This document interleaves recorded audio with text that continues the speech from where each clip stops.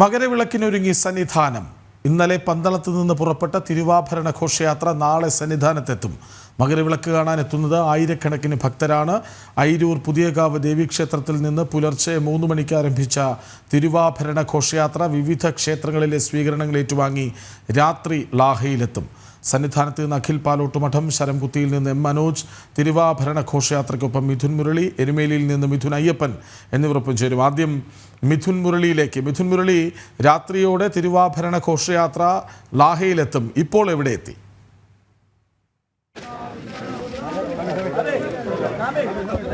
കൃഷ്ണരാജ പെരുന്നാട് ശ്രീ ധർമ്മശാസ്ത്ര ക്ഷേത്രത്തിൽ ഘോഷയാത്ര എത്തിച്ചേർന്ന് അവിടുന്ന് പുറപ്പെട്ടിട്ടുണ്ട്.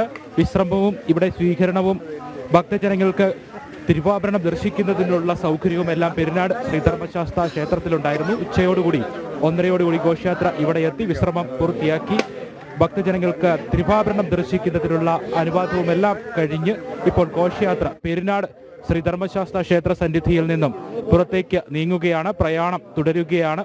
ഘോഷയാത്ര പ്രയാണം നടത്തുന്ന വീഥികളിലെല്ലാം, ശരണപാഥകളിലെല്ലാം ശരണമന്ത്രം മുഖരിതമായ അന്തരീക്ഷത്തിൽ തിങ്ങി നിറഞ്ഞു നിൽക്കുന്ന ഭക്തജനങ്ങളാണ്.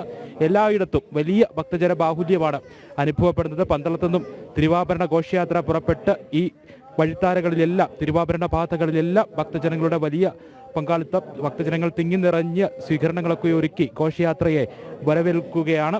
എല്ലായിടത്തും ഭവനങ്ങളുടെയും വിവിധ ഹൈന്ദവ സംഘടനകളുടെയും ക്ഷേത്രങ്ങളുടെയും എല്ലാം സ്വീകരണങ്ങൾ ഈ ശരണപാഥകളിൽ, തിരുവാഭരണ പാഥകളിലെല്ലാം ഭക്തജനങ്ങൾ ഒരുക്കിയിരിക്കുന്നു. കർപ്പൂരാഴിയും നിറപറയും നിലവിളക്കും ഒക്കെയായിട്ട് മണിക്കൂറുകളോളം തൊഴുകൈകളോടെ കാത്തുനിന്നാണ് ഓരോ ഭക്തജനങ്ങളും അയ്യപ്പ ഭക്തരും തിരുവാഭരണ ഘോഷയാത്രയെ വരവേൽക്കുന്നത്. ഇന്ന് രാത്രി 8 മണിയോടുകൂടി ലാഹയിലേക്കാണ് ഘോഷയാത്ര എത്തുന്നത്. ലാഹയിലേക്കുള്ള പാത, തിരുവാഭരണ പാതയിലേക്കാണ് ഇപ്പോൾ ഈ പെരുന്നാട് ശ്രീ ധർമ്മശാസ്ത്ര ക്ഷേത്രത്തിൽ നിന്നും തിരുവാഭരണ ഘോഷയാത്ര കടന്നിരിക്കുന്നത്. ലാഹയിലേക്ക് ഘോഷയാത്ര എത്തും. പെരുന്നാട് രാജേശ്വരി മണ്ഡപത്തിലേക്കാണ് ഇനി ഘോഷയാത്ര എത്തുന്നത്. അവിടെയാണ് ഘോഷയാത്ര തിരുവാഭരണ പേടകത്തിൽ നിന്നും തിരുവാഭരണം ഇറക്കി വെച്ച് ഭക്തജനങ്ങൾക്ക് തിരുവാഭരണം ദർശിക്കുന്നതിനുള്ള സൗകര്യം ഇനി ഉള്ളത് അവിടെയാണ്. അതിനുശേഷം രാത്രി 8 മണിയോടുകൂടി ലാഹയിലെത്തും. വനംവകുപ്പ് സത്രത്തിലാണ് ഇന്നത്തെ ഘോഷയാത്രയുടെ രാത്രി വിശ്രമം ഒരുക്കിയിരിക്കുന്നത്. അവിടെ രാത്രി തങ്ങുന്ന ഘോഷയാത്ര നാളെ പുലർച്ചെ 2 മണിക്ക് അവിടെ നിന്നും പുറപ്പെട്ട് ലാഹയിൽ നിന്നും പരമ്പരാഗത കാനനപാതയിലൂടെ രാവിലെ 9 മണിക്ക് നിലയ്ക്കൽ എത്തും. നിലയ്ക്കൽ മഹാദേവ ക്ഷേത്രത്തിൽ ഘോഷയാത്രയ്ക്ക് സ്വീകരണം. അവിടെ ഭക്തജനങ്ങൾക്ക് തിരുവാഭരണം ദർശിക്കുന്നതിനുള്ള സൗകര്യം. രാവിലെ അവിടെ തിരുവാഭരണ പേടകത്തിൽ നിന്നും തിരുവാഭരണം പുറത്തെടുത്ത് ഭക്തജനങ്ങൾക്ക് ദർശിക്കുന്നതിനുള്ള സൗകര്യം ഉണ്ട്. അതിനുശേഷം വീണ്ടും പരമ്പരാഗത കാനന പാതയിലേക്ക് കടക്കുന്ന ഘോഷയാത്ര അട്ടത്തോട് വഴി വൈകിട്ട് 5:30 ശരംകുത്തിയിലെത്തും. ശരംകുത്തിയിൽ ആചാരപരമായിട്ടുള്ള സ്വീകരണം, ദേവസ്വം ഉദ്യോഗസ്ഥരുടെയും മറ്റു നേതൃത്വത്തിലുള്ള സ്വീകരണം വൈകിട്ട് 5:30 ശരംകുത്തിയിൽ ഉണ്ടാകും. അവിടെ നിന്ന് വീണ്ടും സന്നിധാനത്തേക്ക് ഘോഷയാത്ര എത്തുമ്പോൾ തന്ത്രിയും മേൽശാന്തിയും ചേർന്ന് ഘോഷയാത്ര എതിരേറ്റ് പ്രധാനപ്പെട്ട തിരുവാഭരണ പേടകം, ഭഗവാന്റെ തിരുമുഖവും തിരുവാഭരണവും അടങ്ങുന്ന പ്രധാനപ്പെട്ട തിരുവാഭരണ പേടകത്തിൽ നിന്നും തിരുവാഭരണം ഏറ്റുവാങ്ങി അയ്യപ്പസ്വാമിയെ തിരുവാഭരണം അണിയിച്ച് തിരുവാഭരണ വിഭൂഷിതരായ അയ്യപ്പസ്വാമിയെ മഹാദീപാരാധന നാളെ വൈകിട്ട് നടക്കുമ്പോൾ ഭക്തജനങ്ങൾ ഓരോ വർഷവും ആറ്റുനോറ്റിരിക്കുന്ന ആ പുണ്യമുഹൂർത്തത്തിൻ്റെ നിമിഷങ്ങളായിരിക്കും. പൊന്നമ്പലമേട്ടിൽ മകരജ്യോതി തെളിയും. ഓരോ വർഷവും, ഓരോ ആണ്ടിലും ഭക്തജനങ്ങൾ കാത്തിരിക്കുന്ന, അയ്യപ്പ ഭക്തർ കാത്തിരിക്കുന്ന ആ പുണ്യ നിമിഷത്തിന് വേണ്ടിയുള്ള കാത്തിരിപ്പിൻ്റെ മണിക്കൂറുകളാണ് ഇനി. തിരുവാഭരണ വിഭൂഷിതരായിട്ടുള്ള മണികണ്ഠ സ്വാമിയെ യോദ്ധാവായി കാണാൻ ആഗ്രഹിച്ച പന്തള രാജാവിൻ്റെ ആഗ്രഹം സഫലമാക്കി അയ്യപ്പസ്വാമിയെ തിരുവാഭരണ വിഭൂഷിതനായി മഹാദീപാരാധന നടക്കുമ്പോൾ പൊന്നമ്പലമേട്ടിൽ വൈകിട്ട് മകരജ്യോതി തെളിയും. മകരജ്യോതി ദർശനവും വിഭൂഷിതനായിട്ടുള്ള തിരുവാഭരണ വിഭൂഷിതനായിട്ടുള്ള അയ്യപ്പസ്വാമിയെ ഒക്കെ ദർശിക്കുക എന്നുള്ള ഭക്തജനങ്ങളുടെ ആ അഭീഷ്ട കാത്തിരിപ്പിൻ്റെ ഒക്കെ നിമിഷങ്ങളാണ്, പുണ്യ നിമിഷങ്ങളാണ് ഇനി ഉള്ള മണിക്കൂറുകൾ. ഇപ്പോൾ ലാഹ പാതയിലേക്ക്, പെരുന്നാട് നിന്നും ലാഹ പാതയിലേക്ക് കടക്കുന്ന തിരുവാഭരണ ഘോഷയാത്രയുടെ പ്രയാണം മുന്നോട്ട് നീങ്ങുകയാണ്. പന്തളത്ത് നിന്നും 83 കിലോമീറ്ററോളം തിരുവാഭരണ പാത സന്നിധാനം വരെ ഈ പാതകളിലെല്ലാം ഭക്തജനങ്ങൾ വലിയ വരവേൽപ്പ് ഓരോ ഭക്തജനങ്ങളെ സംബന്ധിച്ചിടത്തോളം ഈ തിരുവാഭരണ പാതകളിലുള്ള ഭവനങ്ങൾ, മറ്റ് സൈന്ധവ സംഘടനകൾ, അവരെല്ലാം സംബന്ധിച്ചിടത്തോളം ഓരോ വർഷത്തെയും കാത്തിരിപ്പിൻ്റെ ദിവസങ്ങളാണ്, കാത്തിരിപ്പിൻ്റെ മണിക്കൂറുകളാണ്. ഓരോ തിരുവാഭരണ ഘോഷയാത്ര കടന്നു പോകുന്ന ഈ ദിവസങ്ങളെല്ലാം, ഈ 3 ദിവസങ്ങളെല്ലാം തിരുവാഭരണ ഘോഷയാത്ര പ്രയാണം നടത്തുന്ന ഈ 3 ദിവസങ്ങൾ അവരെ സംബന്ധിച്ചിടത്തോളം പുണ്യകരമായിട്ടുള്ള ഓരോ വർഷത്തെയും ആറ്റുനോറ്റ് കാത്തിരിക്കുന്ന മണിക്കൂറുകളാണ്. അതുകൊണ്ട് തന്നെ വൻ വരവേൽപ്പാണ് എല്ലായിടത്തും ഭക്തജനങ്ങൾ ഒരുക്കിയിരിക്കുന്നത്. ആ വരവേൽപ്പും സ്വീകരണവും എല്ലാം ഏറ്റുവാങ്ങിക്കൊണ്ട് ഘോഷയാത്രയുടെ പ്രയാണം ഇങ്ങനെ തുടരുകയാണ്. വിവിധ ഭാഗങ്ങളിൽ ആ തിരുവാഭരണ ദർശനം 11 ഇടങ്ങളിലാണ് ഈ 3 ദിവസങ്ങളിലായിട്ട് ആ തിരുവാഭരണ പേടകത്തിൽ നിന്നും തിരുവാഭരണം പുറത്തെടുത്ത് ഭക്തജനങ്ങൾക്ക് ദർശനത്തിനുള്ള അനുവാദമുള്ളത്. സൗകര്യം ക്രമീകരിച്ചിരിക്കുന്നത് 11 കേന്ദ്രങ്ങളിലാണ്. ഈ 11 കേന്ദ്രങ്ങളിലും തിരുവാഭരണ ദർശനത്തിന് വേണ്ടി മണിക്കൂറുകളോളം വിവിധ ക്ഷേത്രങ്ങളാണ് ഇവയെല്ലാം. ഈ ക്ഷേത്രങ്ങളിലേക്കെല്ലാം ഭക്തജനങ്ങൾ തിങ്ങി നിറഞ്ഞ് മണിക്കൂറുകളോളം കാത്തു നിൽക്കുന്ന കാഴ്ചയാണ് നമുക്ക് കാണാൻ കഴിയുന്നത്. വളരെ ഭക്തിസാന്ദ്രമായിട്ടുള്ള ശരണ മന്ത്രധ്വനികൾ മാത്രം മുഴങ്ങുന്ന ഈ ശരണപാതകൾ, തിരുവാഭരണ പാത കടന്നു പോകുന്ന ആ വഴിത്താരകളെല്ലാം ശബരിമലയിലേക്ക് ആയി മാറുമ്പോൾ ശബരിമല മാത്രം, അയ്യപ്പസ്വാമിയെ മാത്രം മനസ്സിൽ കരുതി, ശബരിമല അയ്യപ്പസ്വാമിയെ മാത്രം മനസ്സിൽ ഭജിച്ച് കാത്തു നിൽക്കുന്ന തിരുവാഭരണ ഘോഷയാത്രയെ വണങ്ങുന്നതിന് വേണ്ടി, സ്വീകരിക്കുന്നതിന് വേണ്ടി കർപ്പൂരാഴിയും നിറപറയും നിലവിളക്കും ഒക്കെ ഒരുക്കിക്കൊണ്ട് കാത്തു നിൽക്കുന്ന ഭക്തജനങ്ങൾ.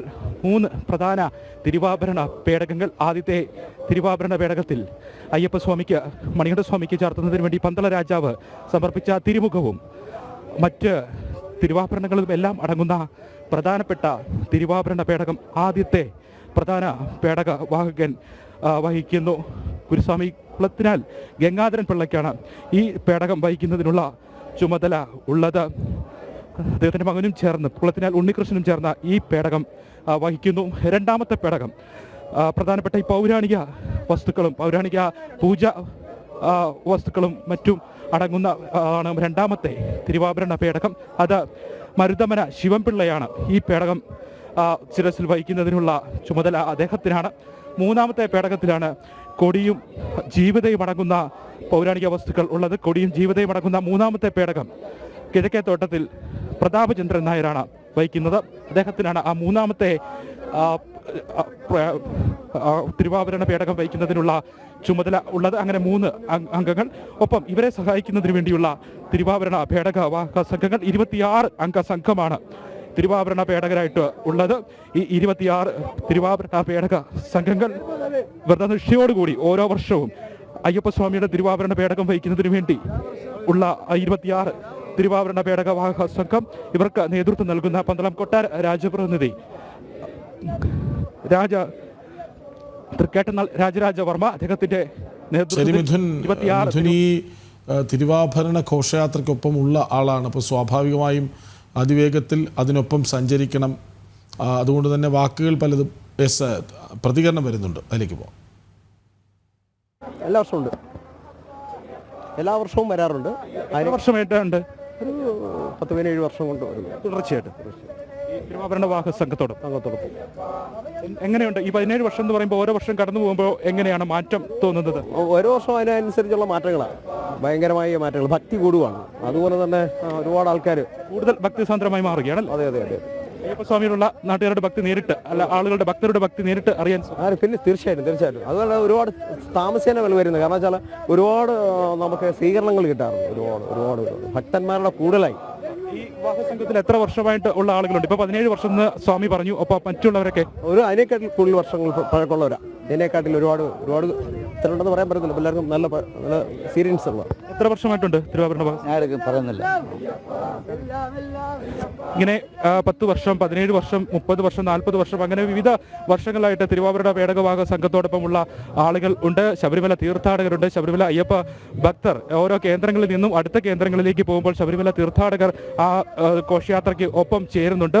ഒരു കേന്ദ്രത്തിൽ നിന്നും അടുത്ത കേന്ദ്രത്തിലേക്ക് അവിടെ നിന്നുള്ള ആളുകൾ, ഭക്തർ ഈ ഘോഷയാത്രയോടൊപ്പം അനുഗമിക്കും. ഒപ്പം ശബരിമല തീർത്ഥാടകർ ഈ ഘോഷയാത്രയോടൊപ്പം പന്തള പന്തളത്ത് നിന്നും സന്നിധാനം വരെ ചേരുന്ന തീർത്ഥാടകർ ഈ ഘോഷയാത്രയെ അനുഗമിക്കുന്നുണ്ട്. അങ്ങനെ ഓരോ വർഷം കഴിയും തോറും കഴിഞ്ഞ മുൻ വർഷത്തേക്കാൾ കൂടുതൽ തീർത്ഥാടകരുടെയും ഒപ്പം ഭക്തരുടെയും ഒക്കെ അനുഗമത്തിലാണ്, സാന്നിധ്യത്തിലാണ് ഈ ഘോഷയാത്ര മുന്നോട്ട് നീങ്ങുന്നത് എന്നുള്ള ഒരു പ്രത്യേകത കൂടി എടുത്ത് ചൂണ്ടിക്കാണിക്കാനുണ്ട്. എന്തായാലും ഓരോ സ്ഥലങ്ങളിലും ഘോഷയാത്ര കടന്നു വരുമ്പോഴും ഒപ്പം ഒരു കേന്ദ്രത്തിൽ നിന്ന് സ്വീകരണം ഒരുക്കുന്ന ഒരു കേന്ദ്രത്തിൽ നിന്നും അടുത്ത കേന്ദ്രത്തിലേക്ക് ഈ ഘോഷയാത്രയെ അനുഗമിച്ചുകൊണ്ട് ഒപ്പം ചേരുക എന്നുള്ളതും ഭക്തരുടെ വലിയ ഒരു ആഗ്രഹ നിർവൃതിയുടെ കാര്യമായിട്ട് മാറുകയാണ്. അതുകൊണ്ടാണ് ഇത്രയും തിരക്ക്, ഇത്രയും ബാഹുല്യം ഈ ഘോഷയാത്രയെ അനുഗമിച്ചുകൊണ്ട് കൂടെ കൂടുന്ന ഭക്തജന തിരക്കും നമുക്ക് കാണുവാൻ സാധിക്കുന്നത്. എന്തായാലും ഓരോ ഭക്തജനങ്ങളെ സംബന്ധിച്ചിടത്തോളം പുണ്യദായകമായിട്ടുള്ള മണിക്കൂറുകളാണ്. ഈ ഘോഷയാത്ര കടന്നു പോകുന്ന തിരുവാഭരണ പാതയിലുള്ള വീടുകളിലെല്ലാം നിറവറയും നിലവിളക്കും ഒക്കെ കത്തിച്ച് തെളിയിച്ചുകൊണ്ട് ഈ ഘോഷയാത്രയെ അനുഗമിക്കുന്ന ആളുകൾക്ക് ആവശ്യമായിട്ടുള്ള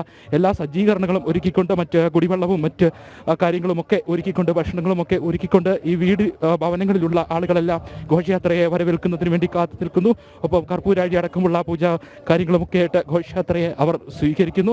അങ്ങനെ ഓരോ തിരുവാഭരണ പാത കടന്നു പോകുന്ന മേഖലകളിലുള്ള ഹൈന്ദവ സംഘടനകൾ, ഭവനങ്ങൾ, മറ്റ് ക്ഷേത്രങ്ങൾ, അങ്ങനെ വിവിധ ഭാഗങ്ങളിൽ ഒരുക്കുന്ന സ്വീകരണങ്ങൾ, മറ്റ് സജ്ജീകരണങ്ങൾ, ഘോഷയാത്രയ്ക്ക് വേണ്ടി ഘോഷയാത്ര സംഘത്തിന് ആവശ്യമായിട്ടുള്ള സജ്ജീകരണങ്ങൾ എല്ലാം ഒരുക്കി വെച്ച് ഘോഷയാത്രയെ ഏറ്റവും മനോഹരമായിട്ട്, ഏറ്റവും ഭക്തി നിർഭരമായിട്ട് വരവേൽക്കുകയാണ് ഇവരെ എല്ലാവരും ചേർന്ന്.